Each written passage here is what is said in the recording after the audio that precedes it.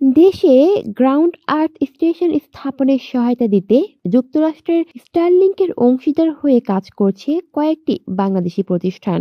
গতকাল শনিবার প্রধান উপদেষ্টা তথ্য প্রযুক্তি বিষয়ক বিশেষ সহকারী ফাইজ আহমেদ তাইব এ তথ্য নিশ্চিত করেছেন। ফাইজ আহমেদ জানান, বর্তমানে স্টারলিংকের একটি প্রতিনিধি দল বাংলাদেশে সফর করেছেন। এই সফরের মধ্যে দিয়ে স্টারলিংক ইন্টারনেট সেবা চালু করতে সহযোগিতার জন্য দেশের বিভিন্ন প্রতিষ্ঠানের সঙ্গে চুক্তি হয়েছে। তবে দেশের কোন কোন প্রতিষ্ঠানের সাথে স্টারলিংক কাজ শুরু করেছে সে বিষয়ে কিছু বলেননি ফায়েজ আহমেদ। তিনি আরও জানান, ভূমি বরাদ্দ, নির্মাণ সহায়তা ও অবকাঠামো রক্ষণাবেক্ষণের মতো কার্যক্রম পরিচালনায় এইসব সহযোগিতায় চুক্তি হয়েছে। স্টারলিংক টিম এই কাজের জন্য কিছু নির্দিষ্ট স্থান নির্ধারণ করেছে।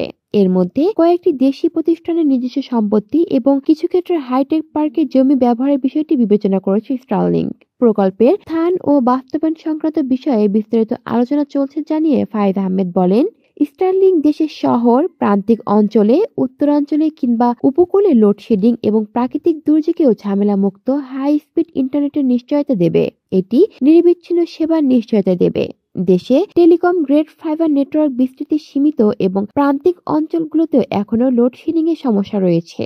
ফলে স্টারলিংক উদ্যোক্তা, ফ্রিল্যান্সার, এনজিও এবং এসএমই ব্যবসায়ীদের দৈনন্দিন কর্মকাণ্ড ও ডিজিটাল ইকোনমিক ইনিশিয়েটিভগুলোকে বেগবান করবে। আগামী 90 দিনের মধ্যে স্টারলিংকের সাথে এই বোধগম্য মডেল বাস্তবায়নের চেষ্টা করা হবে বলেও জানান তিনি।